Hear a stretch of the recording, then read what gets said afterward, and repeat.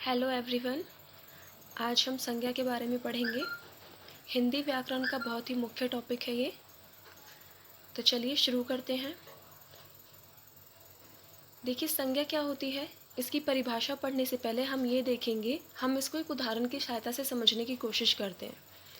देखिए, हमारे आसपास जितनी भी चीज़ें हैं, जैसे जितने भी इंसान हैं, जितनी भी चीज़ें हैं, जितने भी स्थान हैं, उन सबको हम किसी न किसी नाम से बुलाते हैं। जैसे हमारे घर में हमारे माता पिता हैं, भाई बहन हैं, उनके कुछ ना कुछ नाम हैं, उनको हम मम्मी पापा भाई बहन कह के बुलाते हैं।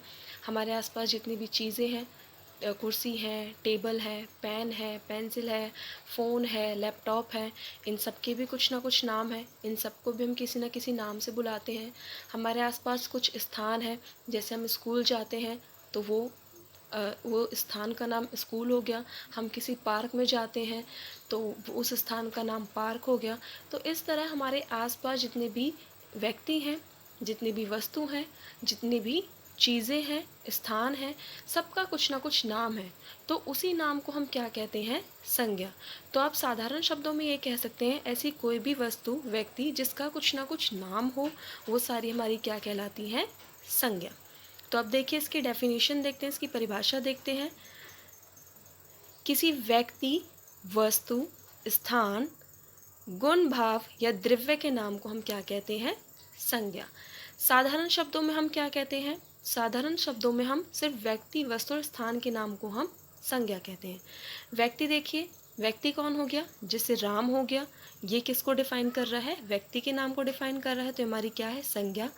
वस्तु क्या हो गई? हमारे पास पेन है, पेंसिल है, ये वस्तु का नाम है, तो ये भी हमारी क्या हो गई? संज्ञा। स्थान, जयपुर हो गया, दिल्ली हो गया, हम स्कूल जाते हैं, पार्क में हम जाते हैं, हम अपने घरों में रहते हैं, ये सारे हमारे किसके नाम हो गए? स्थान के नाम। देखिए, गुण क्या होता है? गुण और भाव ऐसी चीज़ें होती हैं जिनको हम देख नहीं सकते, उनको सिर्फ हम महसूस कर सकते हैं। जैसे आप ईमानदार हो, या फिर आप बहुत ज़्यादा किसी के बारे में फ़िक्र करते हो, तो ये सारे जो आपके अंदर के गुण हैं, इनको हम सिर्फ महसूस कर सकते हैं आपके साथ रह के, इनको हम देख तो नहीं सकते। इसी तरह भाव, भाव क्या होता है? हमने कुछ खाया, वो मीठी है चीज़ खाने में, या खट्टी है, या कड़वी है, तो उसकी मिठास, उसकी कड़वाहट, ये सारे भाव, ये भी क्या कहलाते हैं? हमारे संज्ञा। द्रव्य क्या हो? अब देखिए, द्रव्य क्या होता है? द्रव्य क्या होता है? द्रव्य ऐसी कोई भी चीज़ जो हमारे आसपास की चीज़ों को बनाने में इस्तेमाल होती है। जैसे हमारे घर में कुर्सी होती है, टेबल होती है, उनको बनाने में प्लास्टिक का इस्तेमाल होता है, लकड़ी का इस्तेमाल होता है, वो सारे क्या कहलाते हैं? द्रव्य कहलाते हैं। हमारे घर में ज्वेलरीज़ होती हैं, वो या तो चांदी की बनी होती हैं या सोने की बनी होती हैं, तो वो मटेरियल, वो द्रव्य जो किसी अदर थिंग को, किसी अन्य वस्तु को बनाने में इस्तेमाल हो रहा है, वो हमारा क्या कहलाता है? द्रव्य। और उस द्रव्य के नाम को भी क्या कहते हैं? हम संज्ञा। तो आई होप आपको समझ आ गया होगा संज्ञा क्या होती है। संज्ञा की परिभाषा आपको अब समझ आ गई होगी कि संज्ञा किसे कहते हैं? किसी व्यक्ति, वस्तु, स्थान, गुण, द्रव्य, भाव के नाम को हम क्या कहते हैं? संज्ञा कहते हैं। मैंने आपको एग्जाम्पल्स भी दे दिए हैं, तो आपको एग्जाम्पल से वो आसानी से समझ आ गया होगा। अब देखिए, संज्ञा के भेद पढ़ते हैं। संज्ञा कितनी तरह की होती है? 5 तरह की हमारी संज्ञा होती है। व्यक्तिवाचक संज्ञा, जातिवाचक संज्ञा, भाववाचक संज्ञा, समूहवाचक संज्ञा एंड द्रव्यवाचक संज्ञा। जो आपने अभी इसकी परिभाषा में पढ़ा था, उन्हीं पार्ट्स को हमने अलग अलग किस में डिफाइन कर दिया? संज्ञा के भेदों में। अब देखिए, इनको हम थोड़ा और एलिब्रेट करते हैं और आगे अच्छे से पढ़ते हैं क्या होती हैं ये। चलिए देखते हैं व्यक्तिवाचक संज्ञा क्या होती है।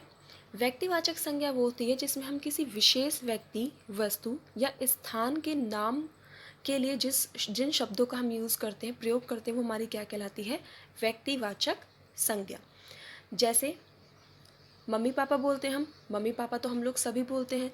हम अपने हमारे जो माता पिता होते हैं, हम सभी लोग अपने माता पिता को मम्मी पापा ही बोलते हैं। लेकिन आपके पापा को जो स्पेशल एक नाम है, विशेष नाम है, आपकी मम्मी का जो एक विशेष नाम है, वो आपके क्या कहलाते हैं? व्यक्तिवाचक संज्ञा। जहाँ पे हम किसी विशेष व्यक्ति के नाम के बारे में बात कर रहे हैं। जैसे एग्जाम्पल देखिए, उदाहरण देखिए, मोहन। यहाँ पे हम मोहन की बात कर रहे हैं, किसी एक पर्सन का नाम ले दिया हमने, किसी एक व्यक्ति का हमने नाम लिया है कि हम मोहन के बारे में बात कर रहे हैं। ठीक है। यहाँ पे हमने मनुष्य नहीं कहा, मनुष्य तो कोई भी हो सकता है, मानव कोई भी हो सकता है, लड़का कोई भी हो सकता है, लेकिन हमने यहाँ किसका नाम ले दिया, मोहन का। तो हमने एक विशेष व्यक्ति यानी मोहन की बात की। वस्तु, वस्तु जैसे आपके पास कोई किताब है, तो यहाँ पे आपने डिफाइन कर दिया कि वो वस्तु कुछ भी नहीं है, वो एक स्पेशल किसी विशेष आपने किताब का नाम लिया है, तो वो आपकी क्या कहलाएगी, व्यक्तिवाचक संज्ञा। किसी विशेष स्थान का नाम लेना, हम जैसे यहाँ पे दिल्ली का एग्जांपल है, लेकिन आप थोड़ी देर के लिए दिल्ली को छोड़ दीजिए। आप ये देखिए, अगर आप स्कूल कह रहे हैं तो स्कूल क्या हो गया, सामान्य तौर पर स्कूल का हो गया, स्कूल का नाम हो गया वो तो। लेकिन विशेष स्कूल का अगर आप नाम लेते हैं, किसी के स्कूल का नाम ले देते हैं हम कि हम उस स्कूल में पढ़ने जाते हैं, तो वहाँ पे आपने एक विशेष स्थान का नाम ले दिया, तो आपका क्या कहलाएगा, व्यक्तिवाचक संज्ञा। तो व्यक्तिवाचक संज्ञा क्या होती है, जहाँ पे हम सामान्य तौर पर व्यक्ति वस्तु स्थान के लिए शब्दों का प्रयोग नहीं करते, हम किसी विशेष व्यक्ति, विशेष वस्तु या विशेष स्थान के लिए जिन शब्दों का प्रयोग करते हैं वो हमारी क्या कहलाती है, व्यक्तिवाचक संज्ञा। अब आगे देखिए, जातिवाचक संज्ञा क्या होती है। दूसरा भेद है ये संज्ञा का, जातिवाचक संज्ञा। जातिवाचक संज्ञा क्या होगी, जिस शब्द से किसी प्राणी या वस्तु की समस्त जाति का बोध हो। यहाँ पे हम किसी एक विशेष व्यक्ति वस्तु स्थान का के लिए शब्दों का प्रयोग नहीं कर रहे, समस्त जाति। जैसे मैंने अभी आपको बताया, अगर हम मानव जाति की बात करें, यहाँ तो हम जितने भी मनुष्य हैं, लड़का हो, लड़की हो, औरत हो, आदमी हो, बच्चा हो, उसमें वो मानव शब्द में वो सारे लोग आ जाते हैं। तो यहाँ पे समस्त मानव जाति का बोध हुआ मानव शब्द से। स्कूल का जैसे मैंने अभी आपको उदाहरण दिया था, तो स्कूल, अगर हम स्कूल कह रहे हैं तो स्कूल में कोई भी स्कूल हो सकता है, तो यहाँ पे समस्त जितने भी स्कूल हैं सबकी बात हो गई। लेकिन अगर हम एक पर्टिकुलर किसी विशेष स्कूल का नाम ले देते हैं तो वो हमारा व्यक्तिवाचक संज्ञा हो जाता है। तो जातिवाचक संज्ञा क्या होगा, जहाँ पे हम किसी विशेष व्यक्ति या वस्तु के लिए शब्द का प्रयोग ना करके समस्त जाति के लिए किसी शब्द का प्रयोग करते हैं, तो वो कहलाता है हमारा जातिवाचक संज्ञा। जैसे स्कूल, फूल। अब देखिए यहाँ पे फूल की बात हो गई, फूल आपका कमल का भी होता है, गुलाब का भी होता है। हमने ये तो नहीं कहा कौन सा फूल, अगर हम नाम ले देते तो वो हमारा व्यक्तिवाचक संज्ञा हो जाता, लेकिन हमने यहाँ फूल की बात की, तो फूल हमारा कोई भी फूल हो सकता है, तो वो हमारा क्या कहलाएगा, जातिवाचक संज्ञा। अब देखिए इसका तीसरा पार्ट, तीसरा भेद क्या होता है, भाववाचक संज्ञा। भाववाचक संज्ञा आपकी क्या होती है, जहाँ से हमें किसी पदार्थ के गुण, दोष, अवस्था, उसकी भाव या दशा का बोध होता है। किसी पदार्थ में क्या गुण है, क्या उसके दोष हैं, वो किस अवस्था में है।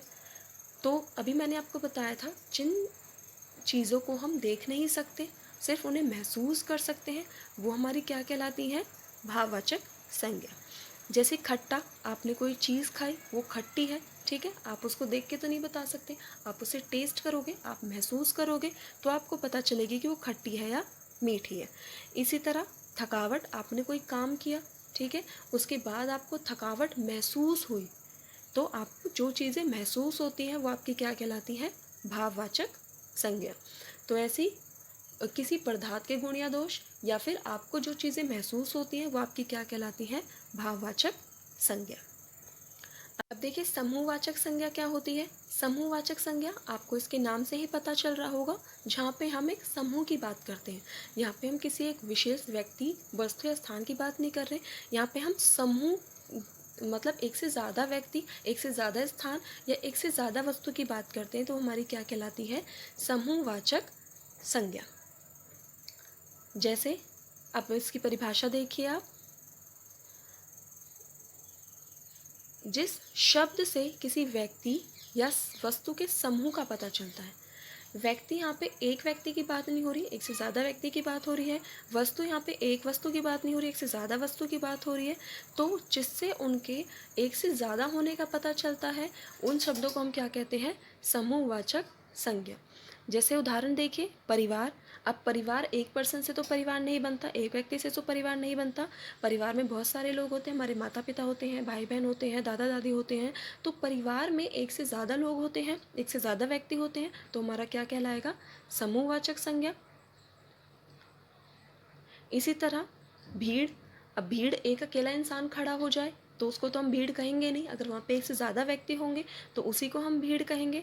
उसी तरह सेना।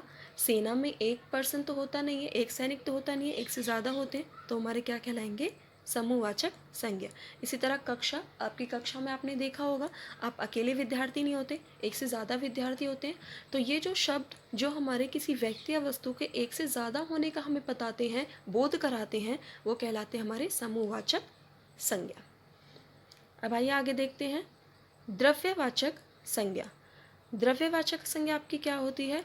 जिस संज्ञा शब्द से किसी द्रव्य का बोध हो, जिस पदार्थ का प्रयोग करते हो आप किसी अन्य वस्तु को बनाने में, उस पदार्थ को आप क्या कहते हो, उस पदार्थ के नाम को आप क्या कहते हो? द्रव्यवाचक संज्ञा। जैसे अभी मैंने आपकी इसकी परिभाषा में आपको बताया था कि हमारे आसपास जो भी चीज़ें, हमारे पास कुर्सी है, पेन है, टेबल है, या फिर हमारे घर में जो आभूषण है, उनको बनाने में किसी न किसी पदार्थ का प्रयोग हुआ होता है। प्लास्टिक का, लकड़ी का, या फिर सोने का, चांदी का। तो जो पदार्थ, जिन पदार्थों का प्रयोग अन्य वस्तु को बनाने में होता है, उन पदार्थों के नाम को हम क्या कहते हैं? द्रव्यवाचक संज्ञा। उदाहरण देखिए, मिट्टी, मिट्टी से घड़े बनते हैं, ठीक है। घरों में यूज़ होती है, घर बनाने में यूज़ होती है, प्रयोग होती है मिट्टी। तो किसी अन्य वस्तु को बनाने में प्रयोग हो रहा है उस द्रव्य का, तो वो क्या कहलाएगी? द्रव्यवाचक संज्ञा। पानी, सोना, चांदी, तेल, इन सब का प्रयोग भी किस में होता है? किसी न किसी अन्य पदार्थ को बनाने में, अन्य वस्तु को बनाने में। तो इन द्रव्य के नाम जो किसी अन्य पदार्थ को बनाने में, अन्य वस्तु को बनाने में प्रयोग होते हैं, ये क्या कहलाते हैं? द्रव्यवाचक संज्ञा। होप आप सबको क्लियर हो गया होगा, आप सबको समझ आया होगा संज्ञा क्या होती है। इसके भेद भी आपको समझ आ गए होंगे। संज्ञा की परिभाषा आपने अच्छे से समझी होगी, उसके भेद भी अच्छे से समझे होंगे। Now thank you.